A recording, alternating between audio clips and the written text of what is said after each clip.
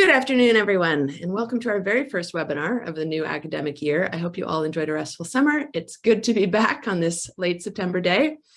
My name is Meredith Dalton. I'm a business journalist at Smith School of Business, and I'm going to be your moderator for today's discussion on how to combat the talent shortage, something that I know is top of mind for a lot of employers right now.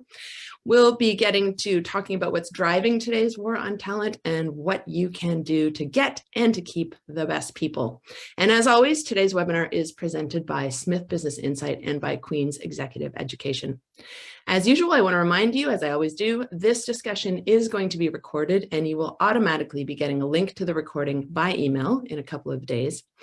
And most importantly, if you want to ask a question, and we love getting audience questions, our panelists really appreciate it. So if you want to ask a question, and I hope you do, I will ask that you use the Q&A button at the bottom of your screen. So not the chat function, use the Q&A button, and we're going to get to as many questions as we can over the course of this presentation.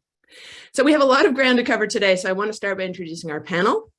Our first panelist is Ed Ng, who's an associate professor and Smith Professor of Equity and Inclusion at Smith School of Business.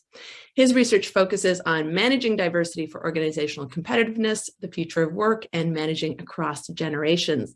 Dr. Ng's research has been published in major academic journals, and a recent Stanford study identified him in the top 2% of scientists in economics and business. That is no small feat. He has many media appearances under his belt, and before academia worked at the TD Bank Financial Group in Toronto. Barry Cross is an adjunct assistant professor and distinguished faculty fellow of operations strategy at Smith School of Business. He's an expert and thought leader in innovation, execution, and operations strategy. Before joining Smith, Barry worked for nearly 20 years in the automotive and manufacturing sectors, including with Magna Auto Systems and DuPont. Barry now speaks and consults widely in the areas of lean innovation, strategy, projects, and execution, enabling organizations to create sustainable value for their customers. And he's the best-selling author of 3 books, including Simple, Killing Complexity for a Lean and Agile Organization. Randeep Purewal is the founder and CEO of Divercial, a company that helps organizations build inclusive cultures and to diversify talent management. The company works to advocate for objective and unbiased hiring practices with the goal of leveling the playing field for all candidates, all while optimizing an engaging employee experience.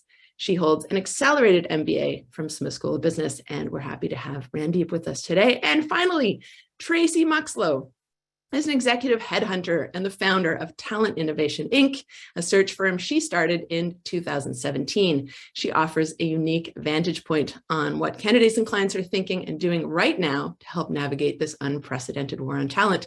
She started her career in brand, retail, and digital marketing roles for companies such as Kraft, Unilever, Coke, and Nike. She then moved into recruiting, and over the past 15 years has placed hundreds of top performers within leading companies.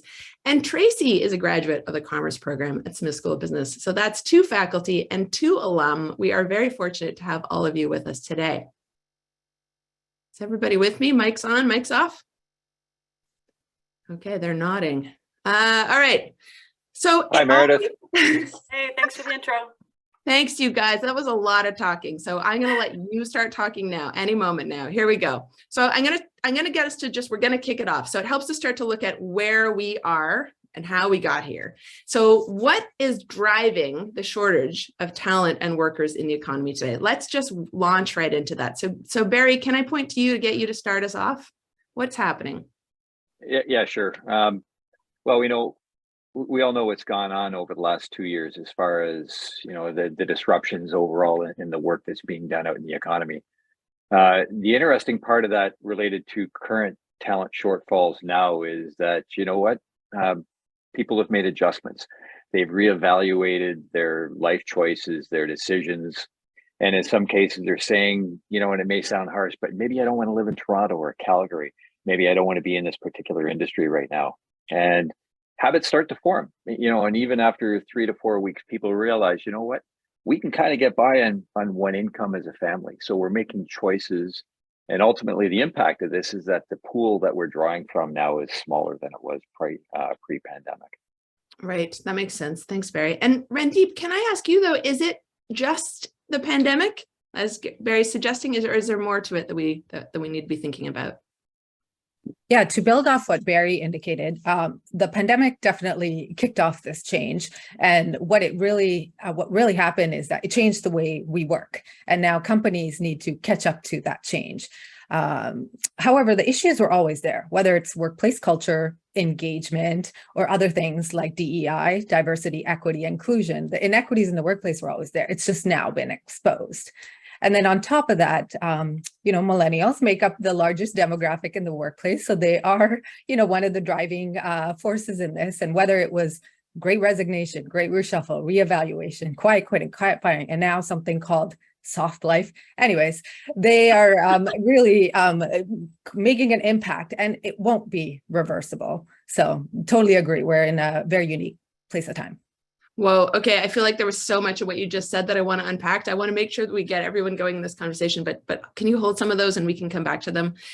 Tracy, I want to get you into the conversation because you've worked at the front lines of recruiting for quite a few years. So what's different about what you see going on today compared with a few years ago?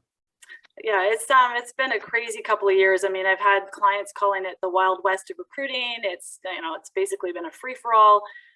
There's just been so many changes happening all at once. And it literally went from, first quarter of 2020 was like, actually on fire. Like there was already a lot of momentum in the market.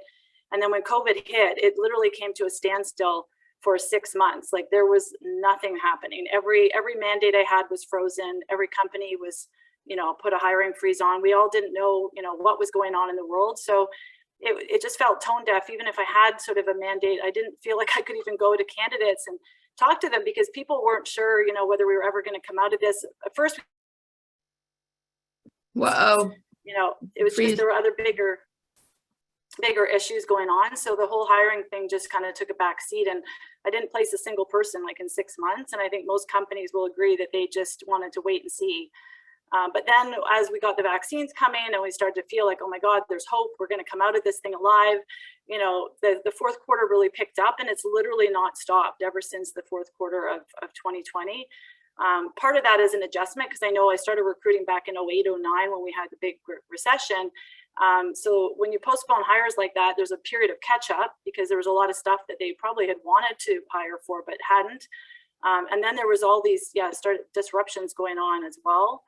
And then we had, of course, like COVID, just the anxiety, the burnout people were going through, the reevaluation that Barry mentioned. People were all, had time to reflect. We had so much time, too much to kind of think about all these changes that you'd always wanted to maybe make. And then that just caused this mass exodus of people. So I had some, like within the agency business, I was just talking to some clients. They said they had up to 55% turnover last year at the more junior levels and 40% overall.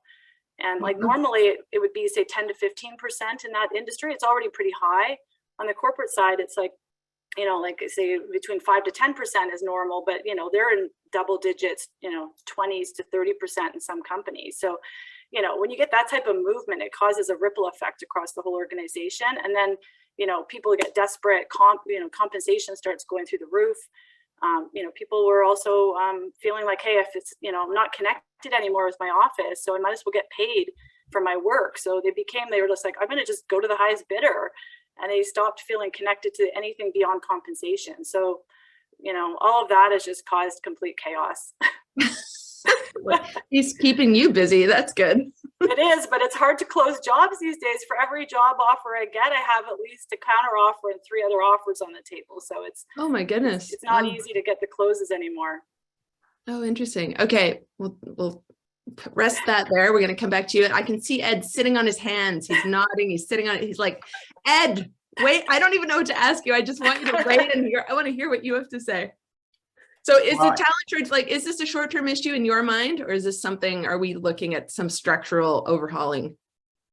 Well, we certainly have a structural issue here that's really short-term in nature, just hearing from what Tracy, Randeep, and Barry had mentioned, right? So at the end of the day, everything sort of has a reset, and the reset was this pandemic. So we're trying to reach a new equilibrium in the labor market here, right?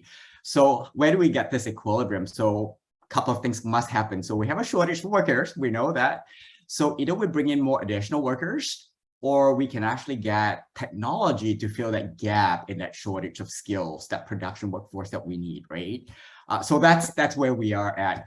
But why is that a structural problem? So if you look at StatsCan's latest employment data, you will find that at every single age bracket, the unemployment rate is actually at the lowest, including youth workers, which traditionally have the highest unemployment rate, right?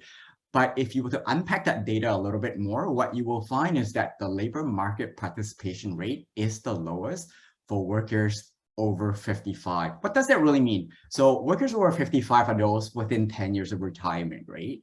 And when we actually have a dip after the pandemic, they're not coming back. There are a lot of reasons why they're not coming back. You must be financially secure. And at that point, we have a pretty good solid prosperity for 2 decades now. So they have actually done pretty well for themselves. So there is no need to come back. Secondly, we talk about, I love hearing Randeep talk about, different generations, because that's kind of like the work that I do, right? So baby boomers, we expected them to retire. There was this whole sort of, massive exodus. And then Canada changed the laws. All the provinces extended or did away with mandatory retirement. So a lot of baby boomers hung on a little bit more. So that actually helped slow down the shortage of skills, right? But with the pandemic, guess what? That is their final exit. They are actually making the final exit and they're not coming back ever. So as much as this is a short-term issue hitting across, the different industries, but we actually have a longer-term issue at hand here. Unless we bring in more workers through immigration, get older workers to actually stay in the workforce longer, or bring in technology, this would be, we're going to be having this discussion again in 5 years' time. Does anyone want to jump in? I mean, the thing I still can't make the math work when people say we have a shortage of workers. So it literally is just that faction of people are leaving the workforce. Is it that simple? And we just don't have enough people coming up behind? Randeep, you're nodding. Yeah, I was just going to echo what Eddy said. When you look at the labor data, whether it's Canada and the US, there's a lot of mixed signals. But at the end of the day, employment rates are low, but job postings continue to grow. So there's definitely a massive gap there. And, one other point to just add is just, we're in that era of the future of work. And, what does that really mean? One is the demographic changes. So the first time in history, we have all 5 generations in the workplace, which means that there's no one size fits all, because they do have general tendencies and differences. And I'm sure Eddy could dive in deeper on that. And then you also have societal shifts as well. Mental health and well-being is finally at the forefront. And so people want to take care of that and prioritize that as well, right? And or work for more purposeful, mission-driven type of organizations. That's very common nowadays as well. And then the last one being technology. So acceleration of technology, HR tech, if you want to call it, which was definitely overdue for disruption.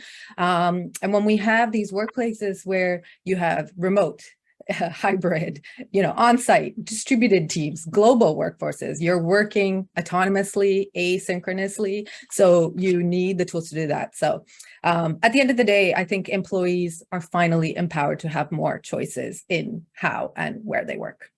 Okay, but as this is called How to Combat the Talent Shortage, I think you're right. Everybody has spoken about the problem, but heck, I think we got to focus on the solution now. I mean, I think we got to get into it. So Tracy, Barry, you're leaning forward as I say that. What should employers be doing? Where do we start? Where do employers start on trying to deal with this problem? I would say there's a lot of things that can be done. I think on the recruitment front, I mean, the biggest thing that's become obvious is how important HR is in a company. I've worked on some HR searches and I've never seen, it's such a shortage of HR people. They're in such high demand. Everyone's recognizing that in order to recruit good people, you've got to have a smooth and efficient HR hiring process. And as a headhunter, I plug into that. But if I don't have support on the other end and I'm not getting timely feedback and we're not moving people through the pipeline quickly, the market's just too quick. We're losing good candidates because, it takes them days to get back to me, or they don't have the right people set up to hire or to interview the person. I think that's the other piece, is that in the past, it was more of the hiring market. So we could sit there, you could grill a candidate. You could, spend 50 minutes talking to the candidate about their skills and maybe 5 or 10 minutes about the company. Now it's almost flipped. I mean, I have to really educate my clients to you're selling your company, you're selling your role. And I think companies can't overestimate the fact that to get top performers. I mean, they're being interviewed more than ever, and they have to be careful now that it's all done on Teams. The hardest part is that they're not absorbing your culture. They're not in your office. They're not getting a vibe from other people. They're literally just staring at a screen. So if you've got some sort of wet noodle managers that are not good at interviewing, they are not sending the right signal to the candidate. And then they call me afterwards and they're like, I didn't connect with that person. I'm out. And it's sad because it might have just been a bad interview, or it could have just been that one person, and yet they could have, really been a perfect fit. So I think people have to be very strategic about who they use in the interviewing process to make it inspiring and to make sure that the candidate stays engaged.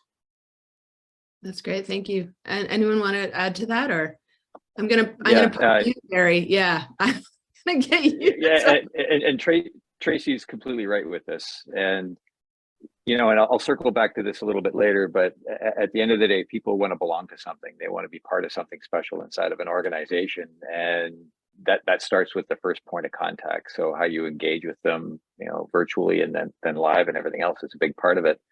Now, related to what we do about this, you'll have to forgive me, but I kind of lost my train of thought. Ed mentioned, and in just 2 minutes, he talked about people over 55 and then baby boomers having to leave the workforce. And I hadn't really thought about retirement, but now I'm thinking, geez, I guess I gotta. I'm sorry, Barry. That was not back it up. We actually want you to stay longer. I feel like I'm getting pushed onto the ice here a little bit. But anyway, it's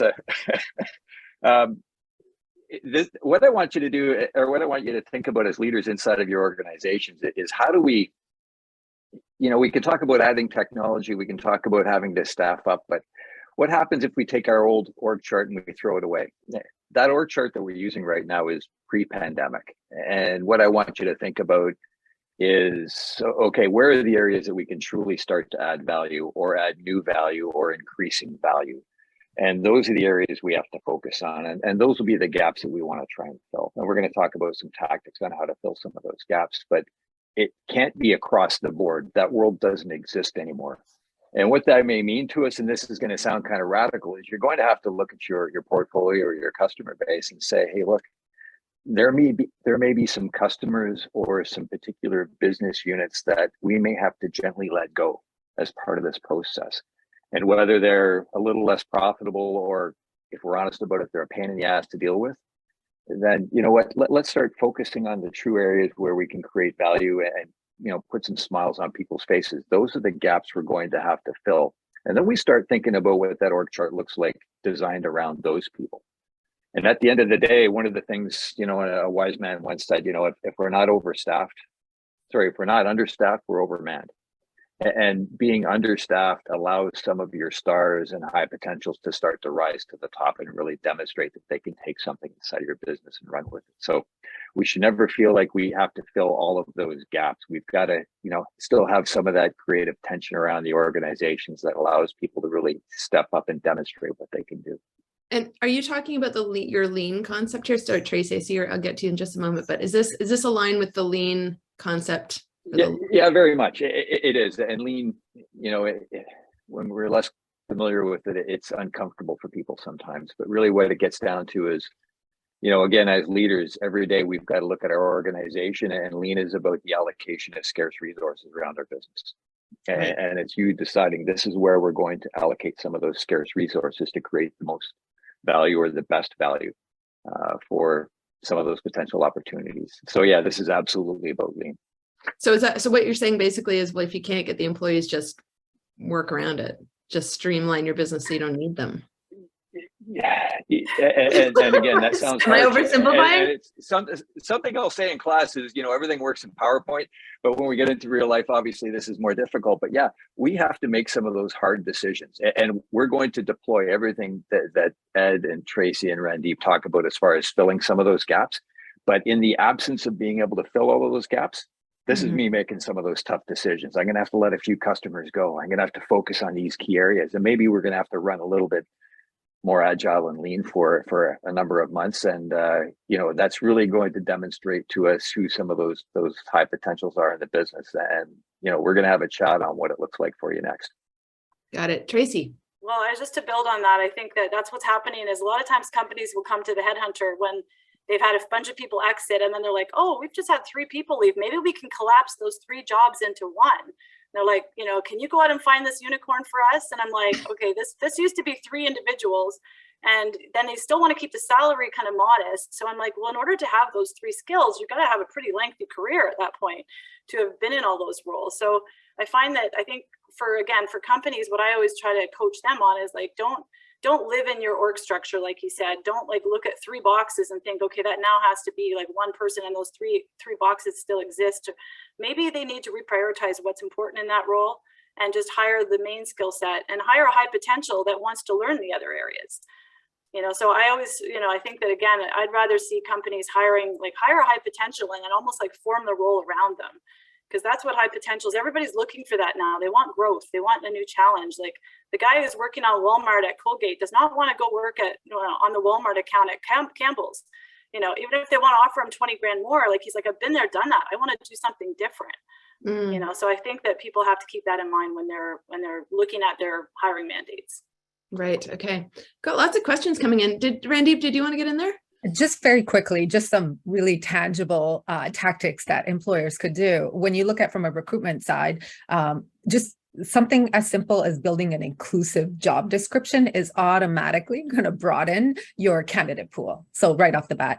And then as you move along the candidate journey, to Tracy's point, skill-based hiring, right? Hiring based on potential and identifying which, you know, according to the World Economic Forum, they've identified the 10 top skills that workplaces globally will require by 2025, and almost all of them are soft skills.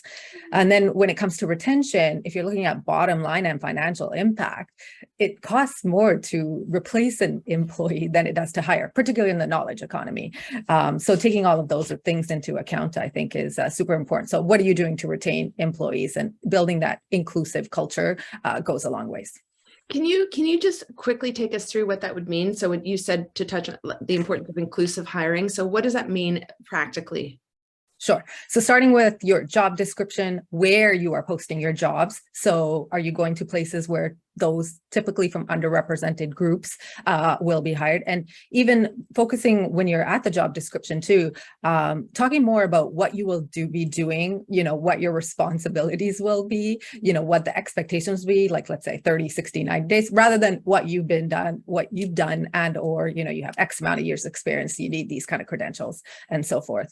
And I'm a big advocate for using like psychometric assessments. So anything you can do to leverage technology or data to help mitigate biases and unconscious biases in hiring will also go a long ways and broaden your pool, so you won't be so tight looking for labor.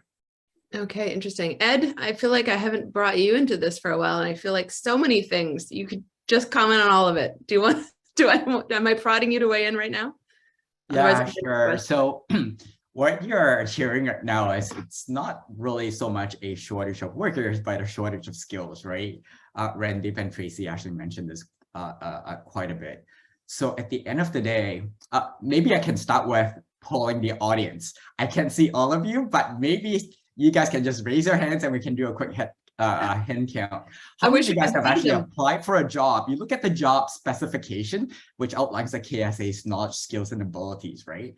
How many of you guys have applied for a job where you don't actually meet all of those skills requirements, but you go, well, maybe nobody's applying for those jobs and they might just pick you? How many of you guys have done that? We can't see their hands. No, we can't see their hands. Why don't you I know. Open the chat and everyone write, what do we want them to say? Yes, if they've applied, ask the question again. Yeah, so how many of you guys have seen a job specification? You don't actually meet all of it, but you apply for the job anyways because you thought maybe nobody else applied, they would just pick you. I ask that of my students all the time, and all the hands would go up, right? Okay, well, desperate times calls for desperate measures. Now, of course, we know that now, you know, and this is all pre-pandemic, we get flooded with resumes, and you know, you're sort of embarrassed, you know, with all these people applying, right? Yes, look at all these people in the chat. We've got people. So there we go. Yes. Now the reality, of course, is we have an overqualification of, you know, people applying for jobs, and then we get to pick. Now, the reverse is now quite true. When you actually have a shortage of skills, you no longer need to find a job candidate that hits all 100% of the KSAs that you need. I always say if you hit 50%, 60%, or 70%, that is actually a really good spot to hire somebody and bring them on board. I have a degree in accounting. I work for the bank. I learned how to calculate or value, stock options using the Black-Scholes method. Guess what? When I joined the bank, they taught me how to do it their way. So there's training, right? So most organizations and employers actually do provide that additional training to close the gap, regardless of what you bring in beforehand. So one of the things that we can do is you don't always have to bring somebody that exceeds all the things they're looking for, but rather look and see what is important to you, what's important for the future, because you can actually train them based on your in-house requirement to bring them to where they need to perform. Right. Anyone want to weigh in on that, or should we get to some of these questions? That was great. Thank you. Yes, Barry. Yeah, thanks. And just a really quick one. One of the core criteria we typically have is I need somebody who's going to be a full-time employee. And in the interest of broadening that pool here a little bit, what about saying, let's open it up to part-timers who would commit to 3 days a week, 4 days a week. And that's going to make it suddenly far more attractive to many people who are likely experienced, capable, interested, and will be dedicated. But whatever is going on inside of those choices they're making inside of their lives right now is saying, hey, look, I can do 3 days a week and I'd love it. And we'll maybe hire a few more of those people to fill that 100% capacity need that we've got. But there's some really good part-timers. I honestly, that's one of the best solutions I would have for many jobs, especially given the demographics of what's happening with all the boomers retiring, all these people in COVID. So much knowledge is being lost from these organizations, and it doesn't matter how many young people you hire. You're, somebody with 20, 30 years of experience. If you can hang on to them 2 to 3 days a week, I think that's a great way to help us get through the next few years, especially until we've, done what you were saying about retooling, maybe getting technology and other, org structure changes done. But for now, I think that's a lost market, and people are maybe they'll get bored in retirement. They'll be wanting to, come back 2 or 3 days a week. Well, I think I'll tell you about that in about life. A year. Apparently, I'm retired. Oh, careful what you say, Barry. All right, I want to get to some questions. We've got lots of great stuff coming in from our audience. So here's a question. Similar to designations like a great place to work or best managed company, is there a DEI designation that Canadian companies should be striving to get? And which one has the most valuable impact on an organization and ultimately would be widely recognized or attractive in the market? Does anyone want to take that one? Randeep, is that, or Eddy, do you want to take that one? Sure. Oh, go ahead, Ed. Sure. CCDI, actually, I did some work with them, helping them create a competency exam for I guess a lot of the DI practitioners. Normally they usually reside in HR functions. I'm not promoting their designation, but that is one way to actually ensure that your HR staff, your recruiting staff have some knowledge, know-how, and as Randeep had identified earlier, some of the skills that they need in order to be able to recruit broadly and look for severely underrepresented groups. That's one way of ensuring that your staff actually has the competency. Forgive the interruption. So just so we're all on the same page, DEI stands for? Diversity, equity, and inclusion. Good. Okay. I just want to make sure all of our audience is on the same page. So everybody having training in that. Randeep, did you want to add? Yeah, I'll just add, and maybe it's just myself and the companies we work with, when we think of it from a global lens, like there are, LinkedIn and Udemy, for example, have courses that can be self-taught and on demand for DEI. And then I would say also, it's a case-by-case scenario too. So you have to look at your organization and, for example, like just doing a post-check assessment survey on DEI landscape within your organization. That way you can be a lot more strategic on where to, pinpoint the areas of opportunity as well. And I think that's where involving and getting the feedback from employees is so important, because you won't be able to move the dial on DEI or culture without that input. Great. Thank you. Anyone want to add? All right, another question. How do you envision organizations where on-site work is absolutely necessary, like a hospital, being able to balance the desires of new employees and the work that has to be done? So we do hear about, actually, Randeep, early on, you mentioned, what did you call it? Soft soft something. Soft So we life. do soft life. So we have heard these complaints that we've got a generation of workers who are looking for more work-life balance. And yet we have employers like hospitals that are needing employees who don't get a lot of work-life balance, right? So I guess that's the question is how do people balance that? Who wants to take that? Meredith, are you asking how hospitals? Pardon? Yeah, are you asking how employees would balance? No, I mean, how do employers do that? Like, I'm an employer. I run a hospital. We need to staff it, but I've got a faction of employees who I'm being told don't want to give up their entire lives in exchange for money now. So how do we balance that? If I can just jump in on this, Yeah, I think please. it's really important, and this is building off what Randeep had said earlier. I think it's really important to have transparency around who gets to work remotely and who has to come into work in person. So certainly some, what we call high touch jobs, those that require empathy. There is no robots that could actually do that kind of work for us, right? And of course, you also notice there's a correlation between the certain types of face-to-face in-person work with some of the more vulnerable populations, right? So they're generally in work that requires them to be exposed to, viruses, the pandemic, so on and so forth.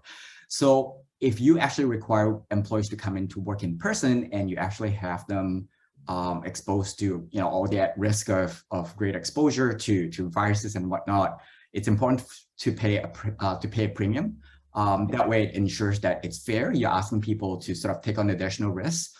You also ask them to sacrifice their time with families. That has implications on well-being, mental health. So I think that's one way we can go around doing this. Okay, what about cash-strapped industries where we keep hearing cuts, and yet we're requiring high-touch employees? I will just add to Eddy's point too. I think regardless of industry, there's top three, I would say, drivers that almost all candidates are looking for. And workplace flexibility is probably at the top of it. Second is career advancement or growth opportunities. And then the third one being compensation and or total rewards. And it goes to my point earlier is there's no one size fits all. And it does take more time. Like the companies we work with are primarily knowledge economy, but at the same time is understanding your employees, like what are their motivational drivers? Like what are their workplace preferences style, right? And looking at like more cognitive diversity elements of that. And then that way, you can try to mold and cater more to that. And also being creative, like it doesn't apply to all industries, but, Barry was saying this earlier, part-time, you have gig economy, you have freelancers, right? So there's a lot of different options, interns, et cetera, that you can also leverage on top of the obvious one being technology. Mm-hmm. Okay. Anyone else want to touch on that? And actually, yeah, Randy, if you don't mind, just Barry, go ahead. Sorry. Once we get over the paradigm as an employer of the fact that some of our employees are going to choose, or we're going to grant them the ability to work from home or work remotely in some form. Part of what we do, Ed talked about the idea of high touch versus low touch, higher risk now, obviously, versus lower risk. We also need to separate the creative work from some of the more task and process driven work. And some of those task and process driven type activities within your organization would lend themselves quite nicely to working remotely. I got to be okay with that because my costs go down as an employer. I don't need to lease all of this commercial space. Employees, though, at the same time should recognize that they may be compensated less as a result. They don't have travel costs. They don't have parking costs. Their wardrobe costs go down a little bit as well. So there is a bit of a trade-off for me working from home. Maybe that's a 5% hit. I don't know what the number is to a particular type of job, but creative work, that still functions best inside a direct contact environment. I need to have people together in a room. I need to have people kind of collaborating, evaluating challenges and problems. And that's part of that distinction between the types of work that we've got within the organization, the process and task driven versus some of the creative activity that we've got to engage in. Right. Well, yes, go ahead, Tracy. Obviously, frontline workers in a hospital are one thing, but I think every client, everybody's dealing with this right now, whether that's retail, it's CPG, it's whatever. I mean, The whole hybrid thing, it seems like, there's elements of that are going to be here to stay, and everyone's trying to grapple with, what is the right balance? How much do you mandate it versus not? I get a lot of calls from, candidates in a panic because they're like, my employer told me that we're only going to be in the office twice a month, and now they're saying it's twice a week. I bought a house in Grimsby. I can't make that commute anymore. I need to find a new job that's 100% remote. So there's a lot of stuff going on there, but I think that probably the biggest thing I would say for companies is, just to be, to be a little more clear about what their hybrid strategies are and be upfront about that, but include the employees in the conversation. I think people understand when they understand the why of why do we need to be in the office? What kind of work are you doing? Do you need to be in there 2 days a week, 3 days a week? I think if everyone's there too, then it contributes to the culture, to the stickiness. I mean, the biggest thing I was going to say, I thought it was a great comment, is we need work to be a magnet, not a mandate. So if you make your workplaces a magnet, people will want to go in. We're all craving social contact again. We all miss our friends at the office. I mean, there's a survey done. It's 80% of people, what they miss most is their friends at the office. I think that by encouraging those social connections again, and by creating those healthy cultures, but some of that is going to require in person. And I think that, to your point, if there's people that, there's some jobs that can be separated out, and those could be 100% remote, that's fine. But for a lot of us, we need that, we want the energy and the collaboration back in our businesses again.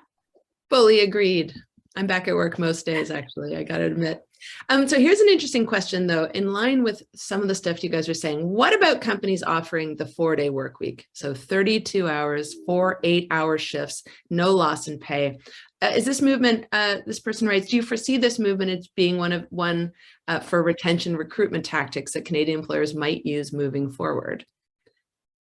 Have you guys had any traction in that, or do you have any sense of the 4-day work week with the same pay, just fewer hours, more efficient?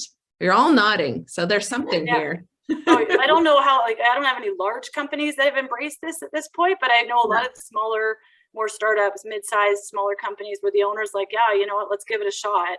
I think at this point, all cards are on the table. People are getting creative about flexibility and what it's going to take. And honestly, with the war on talent being what it is, if you can differentiate yourself in a certain way, and I think, people are responsible. What we've learned is that, people didn't work less during COVID when we were remote. We worked way more.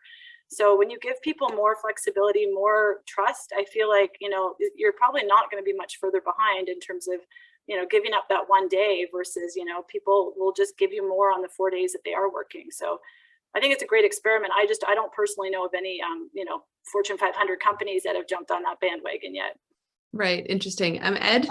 Yeah, I was just going to say there's actually a large scale experiment being conducted in the UK right now. It involves over 30 employees. I'm under correction here. And they're midway through the experiment, as we call it. 4 days of work, you get paid. So you don't actually work compressed. So it's not so much that you're working 40 hours, but really just the 4 days and you get paid. And the mid-experiment reports were that a lot of employers do report there is no loss. It's important to note this, there's no loss in productivity, with a small number of employers reporting that productivity actually went up. We have to be careful when we do experiments like that, because it's like the Hawthorne experiment. So people know that they're being studied, and hence what they want to do, of course, is they want this to continue. Now, I want to go back to some sort of basic principles. We all go to work in the morning. This is all pre-pandemic. We clock in at 9, we leave at 5, right? But of those 8 hours, how many hours do we actually work? So there's a notion of what people can do and what people will do.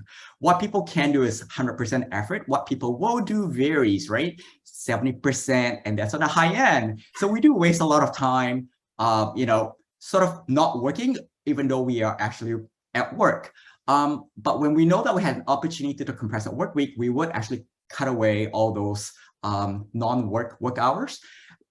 But of course, my concern is this: what do people do on their rest days? So if we have a third day that is free, we expect people to actually rest, spend more time with family, recharge to improve their sort of mental well-being.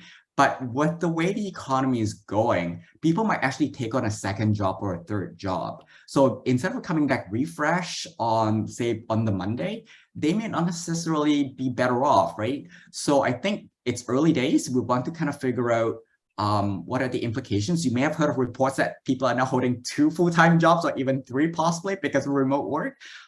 This can lead to burnout, right? So when we give people an extra day off, we do want them to sort of rest and not take on extra work looking for, the sharing economy or the gig economy.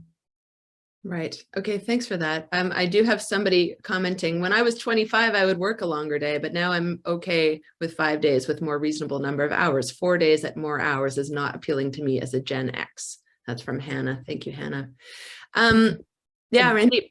Really quickly, and I think Eddy did a great job summarizing like the research and the data and the factors involved. I was just going to also say focusing more on outcome-based work rather than quantifying hours, I think is also super important as well.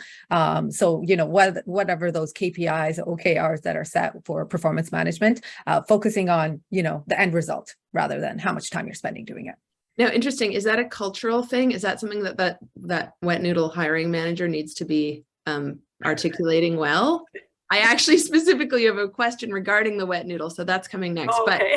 But is that something that should be articulated right off the bat, or is that a sort of whole cultural institutional shift that needs to happen in terms of how we view work, that we're not clocking in with a little punch card anymore? Yeah, in my opinion, it's like an entire organizational culture, because you can't have one team or one division operating in a silo with that either. That is obviously not going to be optimal. So it is definitely a shift. And I think we'll start to see more and more of that, just because the workplace is not as simple as it used to be. And also just, to everyone's point earlier, just about the job descriptions and roles too. There's a lot more blurred lines around that as well. Got it. Yeah. Anyone else wanting to weigh in? No.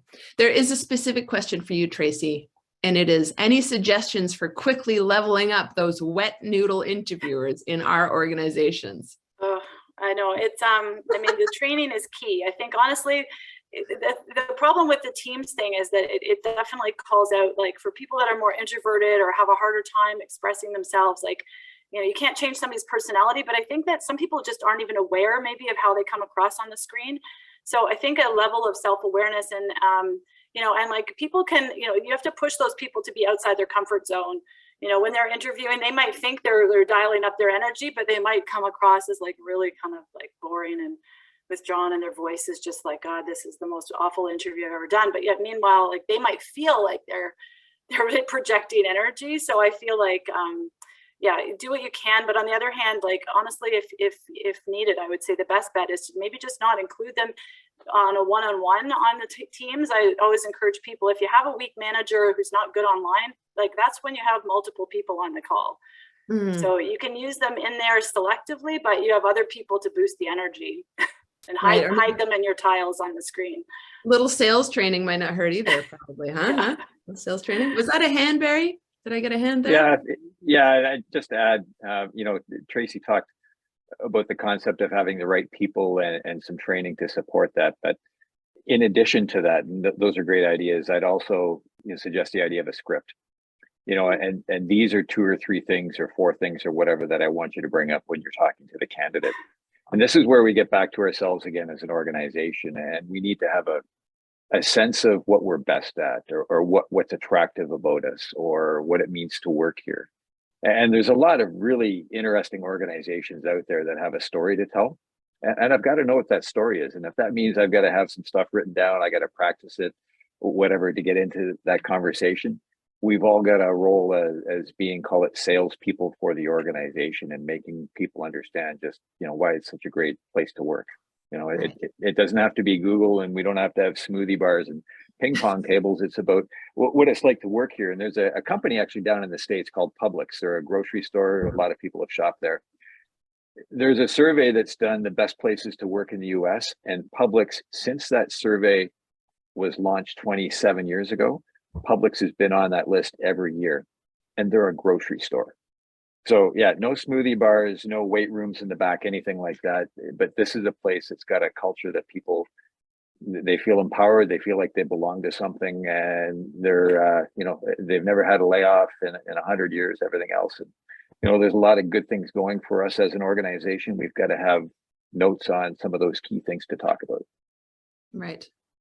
Thanks. Perils from working from home. We see Ed has a dog with him. Because we're all distracted by your dog, we just need a quick introduction. Your dog's name is? This is Fergus. I know we had a conversation about dogs before the audience came on, and of course, he's just pawing me right now because it's time for him to go outside. It's nice outside. All right, Fergus, bear with us. Randeep, I want to get back to earlier. We were talking about the demographic issues earlier, and I do have a question here. So isn't another cause of talent shortages the fact that the boomers leaving work are the largest population cohort ever, and the replacement, the millennials, is less than half the size of the boomer cohort? Does that align with what you're seeing, Randeep? Yeah, when I look at the global demographics as well, and when you look globally, it definitely skews younger. So for example, by 2030, like millennials and Gen Z are expected to make up 75% of the workforce. Perhaps at one time, yes, boomers definitely were the strong force in there, but when we look at present tense and future tense, it is definitely shifting and skewing younger. So that's where when we look, speak with organizations as well, it's just like, what are you doing to not necessarily accommodate, but attract those types of generations and the work that they're looking for. And so what should we be doing? What should people be doing to attract those generations? I mean, lots of bright young people ready to I'm laughing at what Barry was saying earlier about smoothie bars and gyms. Those are just distractions. At the height of, great economy, there was a lot of surplus cash to spend on those kind of things, which definitely was alluring. But by far, once again, I'll go back to this very simple 3 concepts: workplace flexibility, career advancement and growth, and then total rewards model and compensation. So being open to that, and inclusive workplace cultures too. Millennials have traditionally, like, they're the first workforce that's been the most diverse and focus more on social issues, and Gen Z is even more so. So you really have to have a focus on DEI, ESG, climate change, having psychological safe spaces, etc. And so if your careers page or your job descriptions doesn't reflect that, they're going to pass right by. Right. And what are they actually looking for in terms of the work? I mean, we've touched on this again, but can you dig into that a bit more? Sure. Purpose-driven work, right? Mission statement, values, right? What is your value statement at work? And is that, we can look at, Patagonia, for example. We knew what they stood for, and their outgoing CEO, and the proclamation that he made. Like, that's what resonates. For anyone who's not up to speed, can you quickly fill us in? Sure. Instead of passing down the succession of his very successful organization, he is donating it to a foundation that's focused 100% on climate change and the environment. So Patagonia is having no trouble recruiting. Is that what you're saying? Exactly. And also, look, like, career advancement and growth has got to be top of mind for every organization, because those generations are younger, so they have a longer timeline, and the future of work is changing so much. So what do those potential jobs look like? So for example, doing like career mapping exercises with all of your employees, so they have a path to their next role, promotion, and job. If they don't see that, they're not going to stay. Interesting. Okay. Yes, Tracy. I would say, because I get, of course, candidates, and I'm reaching out to people that aren't interested in trying to figure out what's it going to take you out of your company. And I would say that, career growth and advancement is the key thing. And that's, and having a great mentor. People, they always say they, join great companies and leave bad bosses. I'm finding, though, these days, it's almost the opposite. They could care less about the company. They will join a great boss, and they'll go to a tier 2 or 3 organization to get that great boss and that great mentorship. And I think a lot of that is because COVID has exposed these bad managers. Like, you can no longer have a great boss that might be smart and great at a visionary, but if they're not human and you don't feel connected to them and you don't feel like they actually care about you as an individual, people are leaving them in droves. Okay, that's really good to hear. Interesting to hear. Oh my gosh, there are so many good questions coming in, and so many specific questions related to what you guys are saying but we're running out of time. I want to get to this very, very, very general question, which may be a good place for us to start to wind things down. What are the biggest mistakes that you see companies making right now around talent and people? I'm just going to go around maybe. Eddy, you want to start? Certainly. Most employers don't recognize the good people they have on staff. I think that's critical. So people are so preoccupied with looking for new employees to fill the gap that they sometimes forget that people are leaving. Maybe I can share another piece of research with the audience. So Peter Hom at the Arizona State, I believe, did a bunch of studies on voluntary turnover, who is more likely to leave or first to leave the organization. So we find that generally, contrary to what we expect, it's the poorest performers are the first ones to leave. And then of course, this is followed by your star performers that Barry had mentioned earlier, right? Now, generally when people leave the organization, they don't just jump ship. It has to make it worth their while because they're losing, the networks, the influence, they know the organization well enough. So, and this is all pre-pandemic. So all the research that I've cited is pre-pandemic. It's almost like we have to do research brand new again after the pandemic. So generally people don't jump ship unless they get paid 20 to 30% more, right? To take on that uncertainty in the new environment. It used to be 10% and now it's definitely gone up to 20 to 30%. That's the sticker shock of this whole thing. Yeah, so thanks for validating that research, right? So in a sense, suddenly we forget that we're bringing people in at a higher rate compared to our star performers who we sometimes neglect. So what we need to do is to think of ways to actually retain them. I have worked for an employer that was really progressive. Every time you have done something really well, they actually do recognize you with some sort of financial or monetary reward, even though it's not performance appraisal time, even though it's not year-end. And that's one way to let your good employees know, hey, we noticed your good performance. We want you to stay with us. So I think that's one important thing that employers should consciously do in order not to lose their good people. Okay, that's great. Yeah. Anyone want to Sure. keep the thread going? I'll jump in really quickly. Oh, sorry. Go ahead. I was going to say how talent is evaluated. It is so subjective and biased.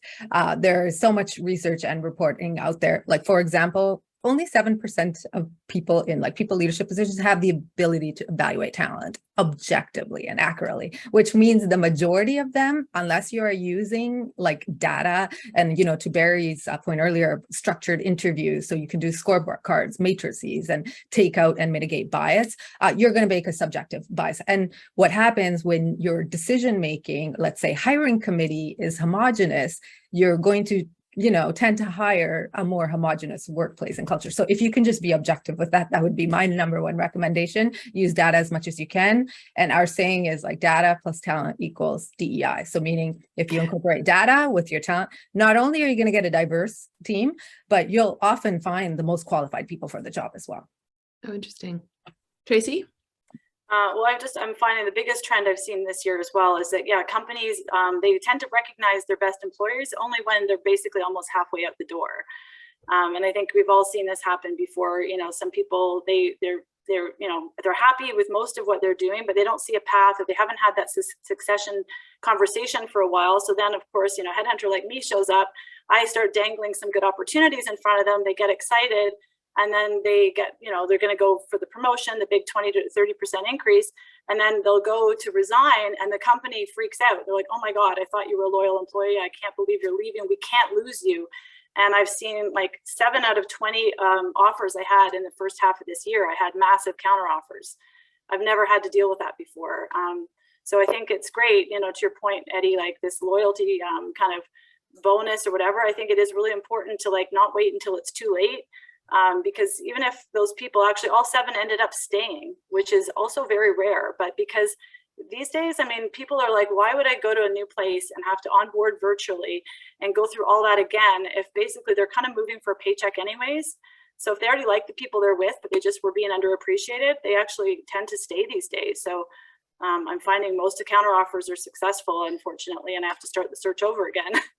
So to be clear though, Tracy, you said this a couple of times, that the people really just are after the paycheck? Because I thought I thought we also wanted to belong and be part of things. No, they do, but it's like barring, I think what's happening is they love their environment, but they're also, that, there's inflationary pressures. They're getting opportunities. Like every candidate's getting 4 or 5 emails a week about other opportunities. And of course they put salaries in there. So if you're sitting there and you're making 120,000 and you're getting emails every week saying, we'll pay you 140, we'll pay you 150, we'll give you that promotion that you want. It doesn't matter how happy you are. Like you might love your job, you might love your boss, but there's a point where you're like, okay. And so I find a lot of people with me, they'll kick the tires, they'll kind of go into the process. And these days it's so low stakes, right? It's two teams interviews and they're getting offers. And so it's like, in the past, you'd have to finagle your way out of work. You'd have to have a dentist appointment, a doctor's appointment. Like people were more vested in the process. Whereas now it doesn't take much for you to go, maybe I'll check that out. And then they start leaking it to their bosses. So what happens is nobody signs offers back now. They actually say they go and they start resigning before the offer's been accepted because they don't actually want to take it. They're kind of hoping that will give their boss leverage to keep them. And secretly, that's what I think a lot of people are hoping will happen. Right. Okay. And Barry, did you want to weigh in on this too? Yeah, I'll be quick. I like to say that we've either got a people problem or a process problem as an organization, and that's going to represent most of our organizations present here today. And while it's easy right now to spend time and focus entirely on the people side of things, one of the big reasons that people actually do leave work is because the work itself is driving them crazy, or there's dysfunctional processes or a lack of recognition, as people have pointed out already. Let's not lose sight of the opportunity here to take a hard look at some of the processes that we work with every day and talk to some of those same employees and say, if you could do something different with this, what would you do? And it's interesting because most of those processes were developed and designed far in advance of these particular employees joining the company anyway. That, some guy named Kevin designed this thing 15 years ago, and now the rest of us are kind of living with it. Well, let's take a look at the nature of the work itself, and that's going to help us increase the level of enthusiasm and hopefully loyalty for some of those employees that are here too. Right. It's actually interesting that you say that, because we just had a comment come in from Sharon, which is we started doing regular stay interviews, best practice we've incorporated to maintain talent, gave us the insight we needed to keep them. So just like figuring out. Yeah, perfect, because I know every company does the exit interview, and it's like, oh yeah, perfect to just flip that around and like talk to the people you want to keep. And figure out what would make their lives streamline their jobs and make everything 100%. better. Okay, interesting. Well, we're in this weird place where we've got about 3 minutes left, about 800 questions and a zillion comments. So I'm not really sure which of these I want to take on. A couple of super quick ones. Randeep, I've got a specific question here. Are there any terms that are now red flags for job postings when it comes to millennials or Gen Z? For example, fast-paced environment, hustle culture, wear many hats, etc. Like, are there things that we should just be not putting in the job posting? Hustle culture seems like a bit of a red flag right there. Oh, you're muted, Randy. Sorry, I was going to say, yeah, you can omit a lot of that. But at the same time, I'm also an advocate. So whether you're let's say you're the candidate applying for a job, which we always encourage, it's just like cross that bridge when you get there. But when you have an opportunity to ask those clarifying questions, let's say from a pre-screening or recruiter or interview stage, then you can clarify that and make the decision, right? I think there's still a lot of work to do in revamping the job descriptions. If anything, the biggest red flag I would say is the list of requirements. So if there's like 10 bullet points, if you need this, you need that, that would be a big red flag, because they're not going to be as a potential based. Okay, and while I've got you, another person has asked you specifically if you could mention some of these sites that would be a better place to attract underrepresented groups. Any sites that you could name right now for our audience? So LinkedIn by far is the largest, obviously, network. So starting there, and depending on which geography you're in, I would say connect with me afterwards, because I know like right across the country who the best people are, and depending on if connect with you on LinkedIn. Yes, there you go. Yeah, and then I'm happy to recommend some geographical communities that help underrepresented groups. Okay, and Tracy, anyone else want to weigh in a little bit on that, and where it is that people should be advertising for their employees? Anyone who knows that? Maybe it's not. Every year, I think we have professional 2,000. jobs on LinkedIn. Wait, boom, Eddy, quick. And then I was just gonna say every year the Smith School has 2,000 students available for hire. it's true. And Tracy, did you want to add something? Yeah, I think, well, obviously, I think LinkedIn is just kind of the main one. I think, other job boards exist, but I think, for more like hourly workers, I have some of my employers that have manufacturing facilities. They tend to be looking more at Indeed and some of them more like kind of, general labor type of sites, or they'll go to, and if they, with the immigration challenges we've had too, like that hasn't really been helping them with those hourly workers, but forging those partnerships with government organizations as well has been a good source for them. Okay, great. So we're at 1 o'clock. I promised the audience we'd only be an hour. Were there final burning things you need to impart to our audience? Now, I want you to know that we have had a request for part 2 of this webinar. So I'm just going to put that out there. Audience, part 2 has been requested. We'll see if we can do another one. But before we're letting people go back to work, any final thoughts we want to leave them with that we haven't touched on? I've got one for the employees that are listening. Okay. And, people have talked about LinkedIn. Tracy talked about this, Randeep did as well. Teresa, our colleague, made a nice comment in the chat. You've got to sell yourselves and you've got to find a way to make yourselves more attractive. And there's some great candidates out there that we're just missing as employers as well. So when you send that request to connect on LinkedIn, don't just say, I'd like to connect. Tell me how you know me. Where did you come from? Where did you hear about me? Why do you want to connect? Make yourself stand out in some form as well. And that's part of your role as an employee. Okay. That's great advice. Thanks, Barry. All right. Unless you guys are burning to want to tell me things, I get to take the floor now and promote. Anyone else want to say a final thing? Okay, no. So this is where I get to take over just momentarily, because in terms of developing people as leaders, of course, Queen's Executive Education does that. And we have 2 sessions of our flagship 4.5-day leadership program coming up this fall and winter. This is a program that provides focused training to make you a better leader, drawing on self-discovery, peer coaching, and one-on-one coaching. And it's going to give you the chance to develop a deep understanding of yourself and your leadership style, and totally is a must for anyone who wants to fully realize their leadership potential. So there are 2 sessions coming up. One starts at the end of November and one starts at the end of February. For more information, you can visit smithqueens.com/execed, as per the URL on your screen. And of course, now that it's September, it's the new school year, we're back to bringing you free monthly webinars. Coming up in October, unless it gets bumped by needing to do a part 2 of this one, we are going to be focusing on side hustles, how people launch and grow businesses on the side while still holding down full-time jobs, maybe related to what Eddy was talking about earlier. We'll be featuring a panel of experts who've done just that and then taken their startup to the next level. So keep your eyes on your inbox for more information. You'll be getting information about that. You'll also be getting a recording of today's discussion in your email. So Ed, Barry, Randeep, Tracy, thank you so much for your fantastic insights. We're really grateful to have you being part of the Smith community, and it's so wonderful to hear all about your experience and your expertise. So thanks very much. To our audience, thanks for listening. And from Smith School of Business at Queen's University, thanks, and everybody enjoy the rest of the day, this beautiful fall day, and we'll be back together soon. Bye for now. Bye.